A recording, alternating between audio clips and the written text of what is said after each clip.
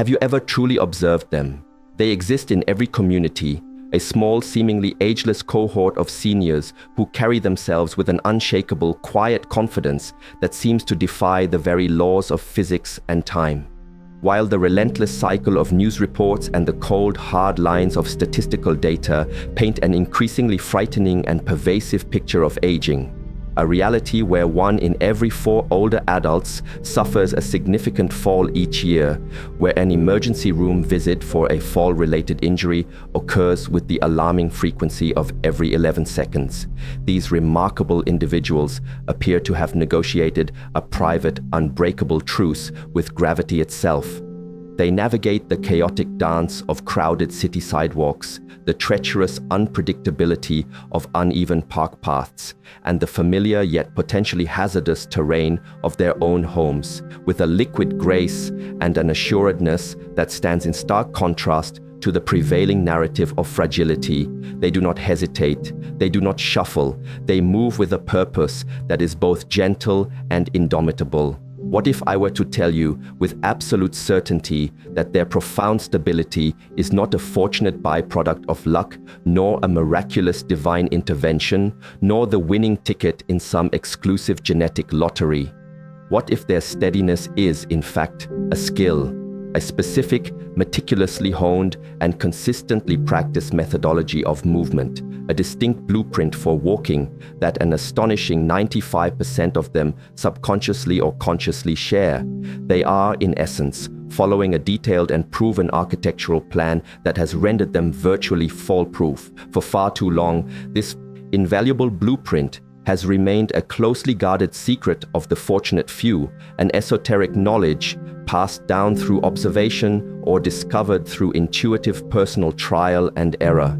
Today, that exclusivity ends. Right now, in this moment, you are about to be granted access to the very techniques, the core principles that draw the definitive line between a life circumscribed by fear and fragility and one defined by the boundless horizons of freedom and independence. I urge you to pay the closest possible attention, to absorb every detail that follows, because the knowledge you are about to acquire could very well be the single most important and transformative information you ever gain for ensuring that your golden years are not just a period of survival, but a vibrant, active, and truly golden era of your life. The foundational crisis we face in our modern understanding of aging and mobility is one of perception versus reality. We are culturally conditioned to associate aging with an inevitable decline, a slow, grudging retreat from the world of the active and able.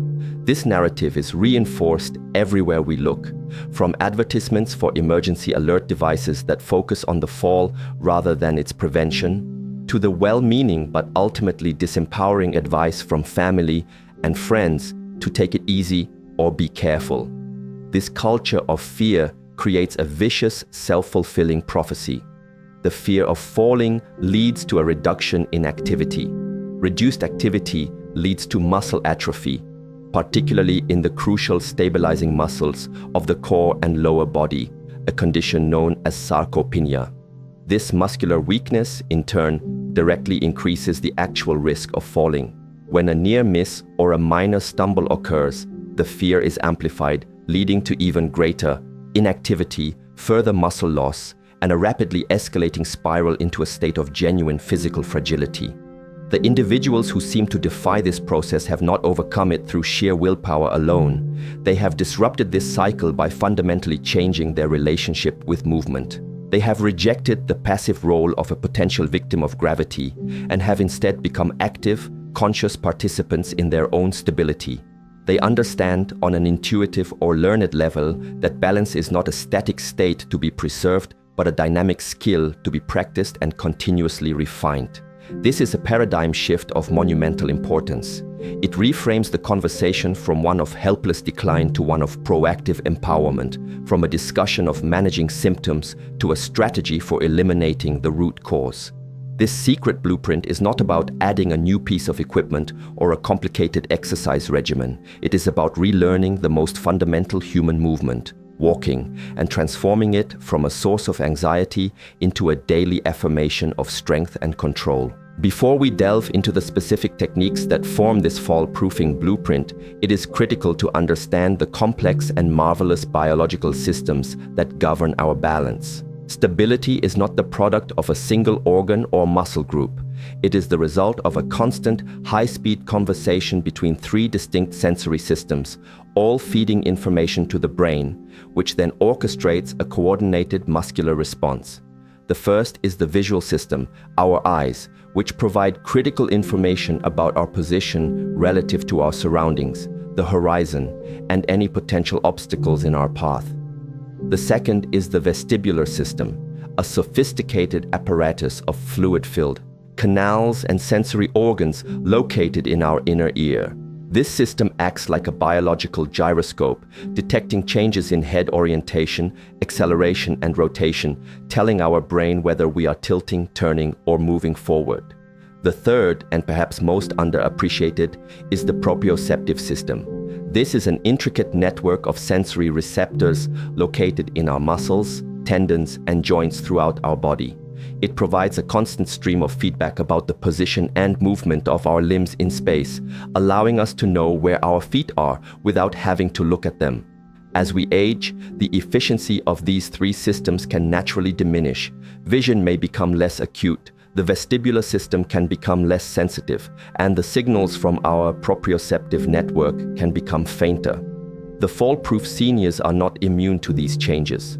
Instead, the techniques they employ serve to consciously compensate for and retrain these very systems, strengthening the communication lines and ensuring that even with slightly diminished inputs, the brain can still make the correct, stabilizing decisions.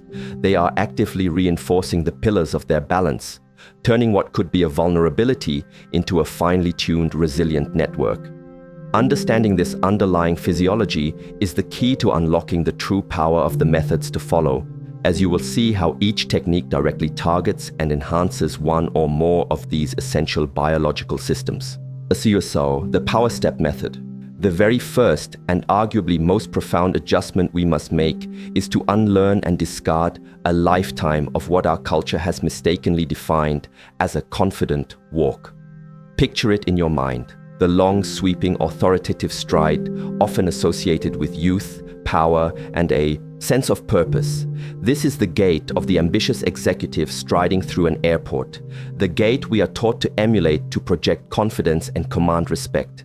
In our younger years, with resilient muscles and lightning-fast reflexes, this type of walk was sustainable, even if it was biomechanically inefficient. However, as we age, this long stride transforms from an asset of perception into a severe and hidden liability. With each and every one of those extended steps, you are intentionally and unnecessarily creating a moment of profound and perilous instability.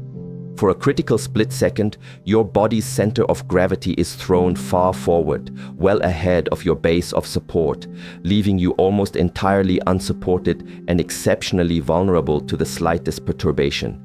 A crack in the sidewalk, an uneven patch of grass, a slippery spot on the floor, or a simple miscalculation in judgment. The masters of stability, those seniors who move with such grounded grace, have long ago abandoned this high-risk maneuver. They have adopted what can be called the power step. This method involves a conscious and deliberate shift to shorter, more measured, and more precisely controlled steps, a technique that ensures your feet always remain closer to your body's center line. It is crucial to distinguish this from a timid, fearful shuffle. A shuffle barely lifts the feet from the ground, creating a tripping hazard. The power step, by contrast, is purposeful. Think of the deliberate, grounded, and utterly stable movement of a martial arts master or a cat stalking its prey.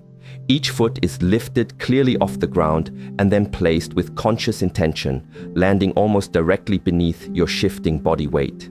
This action creates a constant, uninterrupted pillar of solid support. You are no longer lunging forward and catching yourself. You are smoothly transferring your weight from one stable column to the next. This method does far more than just prevent you from overextending and losing your balance. It fundamentally changes the mechanics of your walk.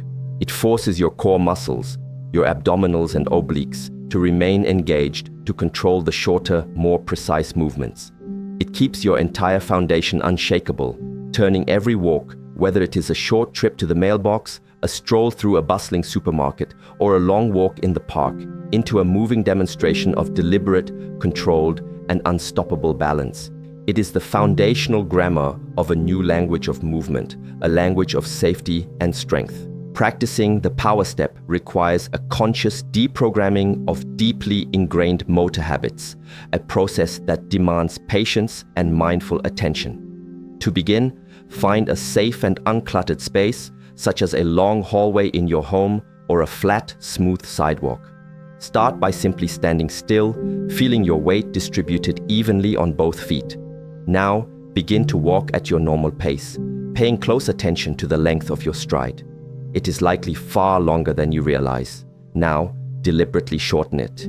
Aim to reduce the distance between your back foot and your front foot by about 30 to 50%. The goal is to ensure that when your front heel touches the ground, it is not reaching far out in front of your body, but rather landing much closer to, if not directly underneath, your hips. At first, this will feel unnatural, perhaps even slow or restrictive. This is the sensation of your body resisting the change in its programming. Persist through this initial awkwardness. Focus on the feeling of solidity. With each shorter step, notice how your torso remains more upright. Notice how you feel less of a lurching forward motion and more of a smooth gliding progression.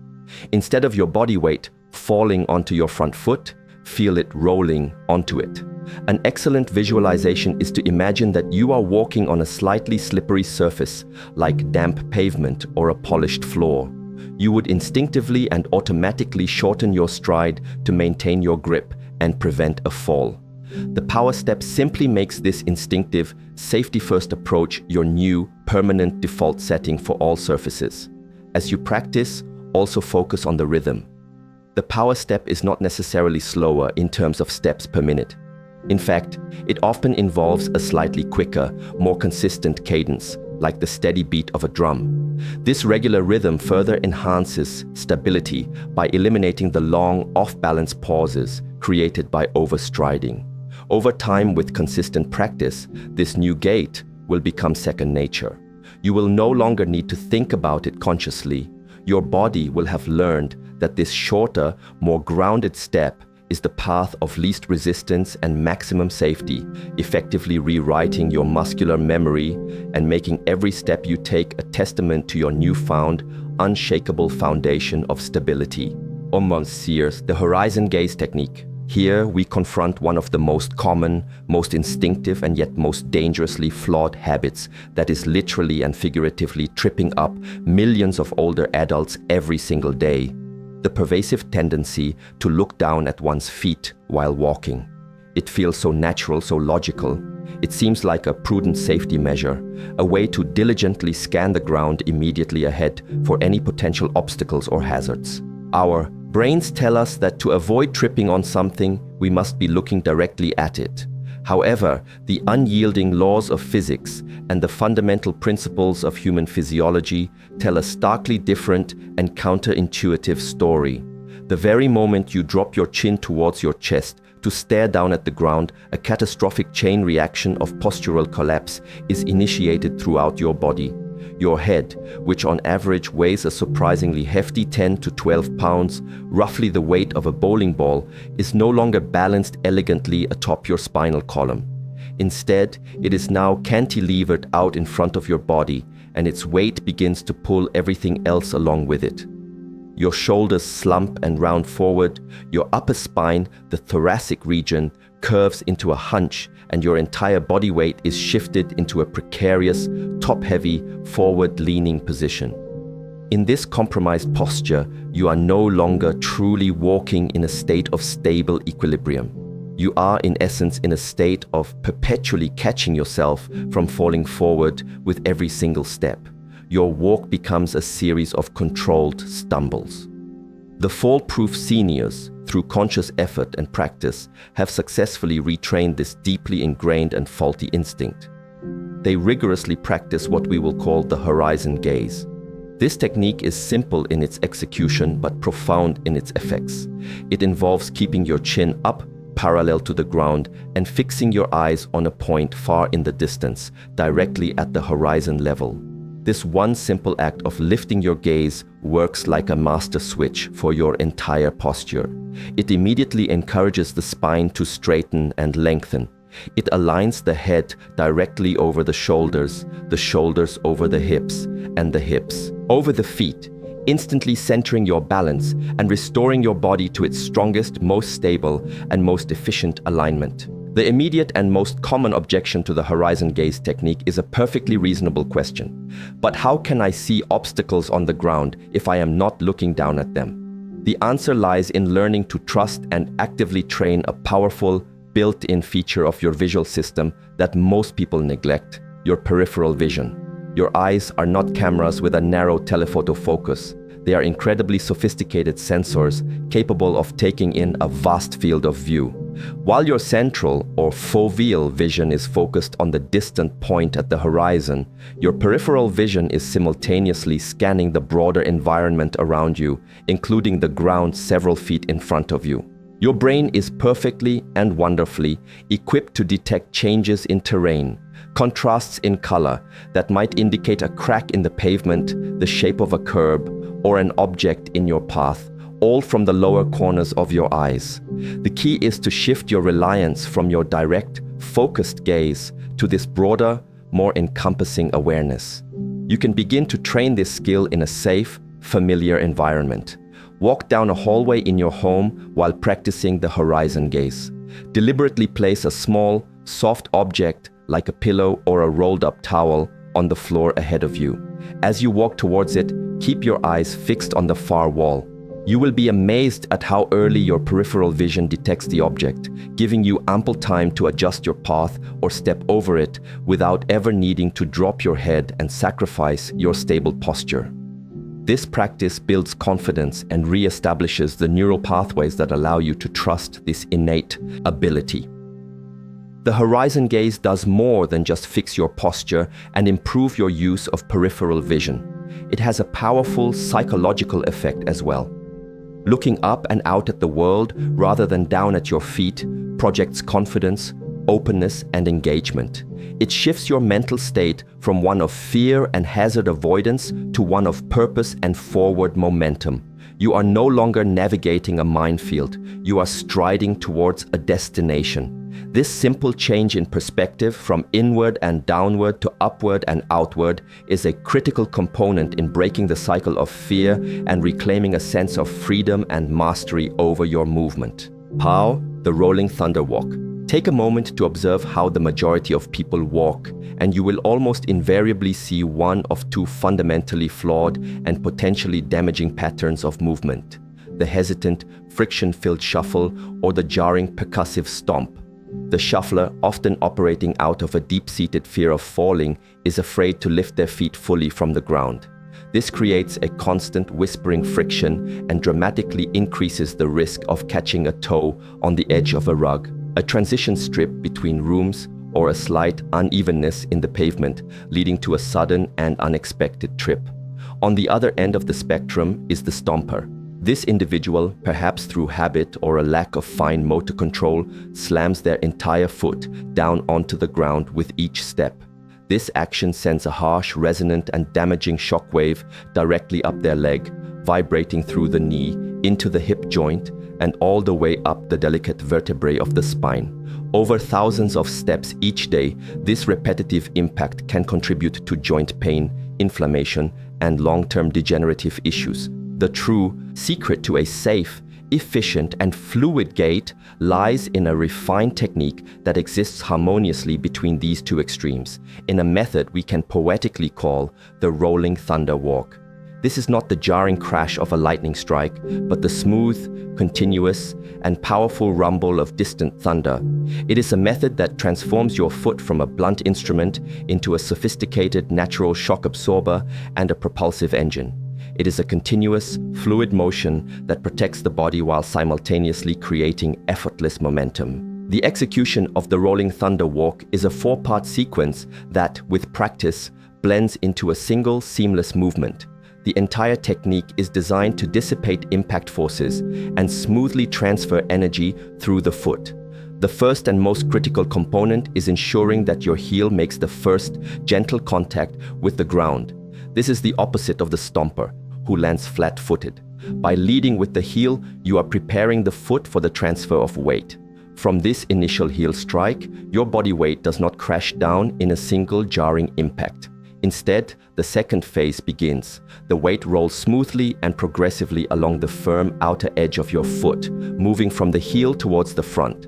This controlled roll is the primary shock-absorbing mechanism, distributing the force over a longer period of time and a larger surface area, thus cushioning your ankle, knee, and hip joints from the peak impact. The third phase occurs as the weight continues its journey across the ball of your foot, the wide part just behind your toes.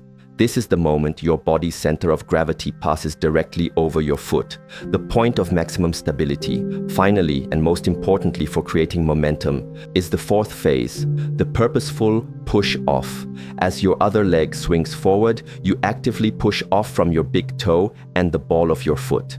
This push-off is not a passive lift. It is a deliberate propulsive act that provides the forward thrust for your next step, making your walk more efficient and requiring less muscular effort to maintain your pace. This complete heel-to-toe roll is a masterpiece of natural biomechanics. It is a fluid, silent transfer of energy that not only provides unparalleled cushioning for your entire skeletal structure, but also creates a gentle, self-perpetuating forward momentum, making your walk feel less like a series of disjointed steps and far more like a continuous, flowing and stable form of locomotion. Practicing this involves slowing down your walk and consciously feeling each of the four phases: the soft heel kiss, the outer edge roll, the pressure on the ball of the foot, and the final toe push. It is the signature of a truly masterful and fall-proof walker. The natural pendulum method. Your arms are not, as many people seem to believe, mere passengers that are simply along for the ride when you walk. They are not decorative appendages to be ignored or neutralized. They are, in fact, your body's built-in, highly effective dynamic balancing system, and learning to use them correctly is a non-negotiable component of achieving unshakable stability. Far too often we inadvertently sabotage this critical biological tool. We create unnecessary tension and instability by putting our hands in our pockets, a habit that not only locks the arms, but also encourages a slumped posture. We rigidly clutch a purse or a bag against our body, effectively splinting one side of our torso and preventing it from moving naturally, or we simply let our arms hang stiffly and lifelessly at our sides, turning them into dead weight rather than active counterweights. All of these common habits create significant tension in the shoulders, neck, and upper torso, effectively locking your upper body into a rigid block and preventing it from performing its essential role of counterbalancing the rotational forces generated by your lower body. The seniors who never seem to fall have intuitively or deliberately mastered what can be called the natural pendulum. They understand the fundamental principle of contralateral movement. The body works most efficiently and maintains balance most effectively when opposite limbs move in concert. They know that as their left leg swings forward, their right arm should also swing forward in a gentle, rhythmic, and perfectly opposite motion, and vice versa. This is not a forced, exaggerated, military-style march with arms pumping high. It is a relaxed, smooth, and natural swing that originates not from the elbow or wrist, but from the shoulder joint itself, allowing the arm to move like a freely swinging pendulum. This constant, gentle, oppositional movement provides a continuous and automatic counterbalance, making thousands of micro-adjustments for every single step you take. This action cancels out the slight twisting motion of the hips, ensuring that your center of gravity remains steady, centered, and true. To unlock this ability, you must consciously free your arms. Let go of your purse strap and hold it by the handle so your arm can still swing. Take your hands out of your pockets. As you walk, focus on the sensation of your shoulders. They should be relaxed, not tensed up towards your ears. Allow your arms to respond naturally to the rhythm of your legs. Let them be free, and they will transform into the silent, vigilant, and ever-present guardians of your equilibrium. The benefits of engaging the natural pendulum extend far beyond the immediate enhancement of your balance. The rhythmic swing of the arms helps to establish a steady, consistent cadence in your walk, which, as we have learned, is itself a key element of stability.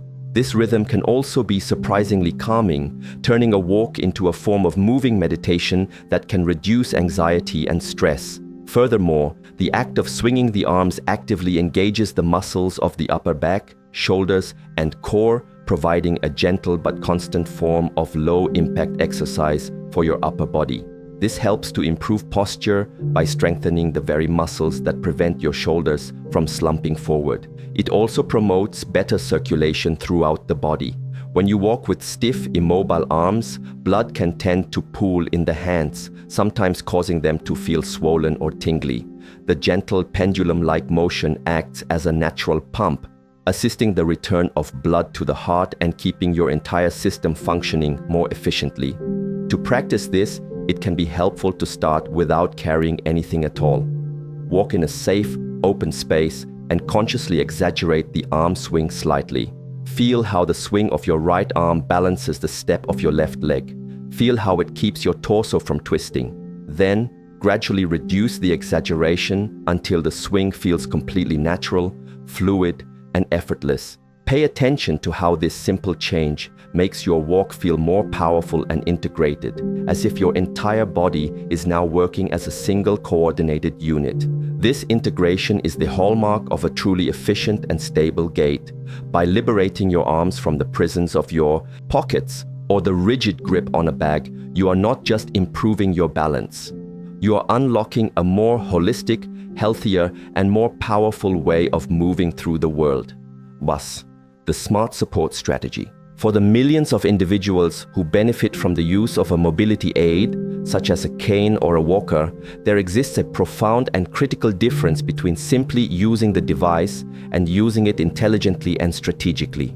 These essential tools are not and should never be viewed as symbols of weakness or dependence. On the contrary, when used correctly, they are sophisticated instruments of empowerment, smart, strategic extensions of the body that are designed to preserve and enhance independence, enabling a safe and active life. Yet, a startling number of people use them incorrectly, in ways that can inadvertently create more instability than they prevent, turning a solution into a part of the problem. A seasoned cane user who never falls knows and lives by the golden rule of cane use. The cane is almost always held in the hand that is opposite to their weaker, painful, or injured leg. This might seem counterintuitive to many, who naturally want to place the support on the same side as the problem. However, the biomechanics are clear. Holding the cane in the opposite hand creates a wide and exceptionally stable tripod of support with every single step. As the weaker leg moves forward, the cane on the opposite side moves forward with it. This means that as you bear weight on your weaker side, you have 2 points of contact on the ground. Your weak foot and the cane tip spread far apart, creating a broad and solid base. This distributes your weight more evenly and provides a solid foundation of support. Holding the cane on the same side as the weak leg forces you to lean awkwardly to that side, concentrating all the pressure in one narrow line and creating a significant and dangerous imbalance. The cane should not be a crutch to be leaned upon, but a third leg to be walked with. Similarly, for those who use a walker, the most crucial principle for safety and stability is to stay inside the walker, not to walk behind it. A very common and dangerous mistake is for users to push the walker too far out in front of them. This forces them to chase after it, causing them to lean forward, abandon their upright posture, and lose their center of gravity. This forward-leaning posture, as we learned with the horizon gaze, is inherently unstable and dramatically increases the risk of a forward fall, where the user might simply pitch over the very device meant to protect them. The correct technique is to think of the walker not as something you push, but as a protective frame that moves with you. After you roll or lift the walker a short distance forward, you should step into the space you have just created. Your hips should remain within the footprint of the walker's legs. This ensures that the support provided by the handles is directly underneath your hands and alongside your center of mass, where it can do the most good. Your posture remains upright, your balance is centered, and the walker serves as a secure cage of stability around you rather than an object you are perpetually reaching for. Furthermore, proper adjustment of both canes and walkers is paramount. A cane handle should be at the height of your wrist crease when your arm is hanging loosely at your side. A cane that is too long forces you to hike your shoulder up, creating tension and instability. One that is too short forces you to bend over, compromising your posture.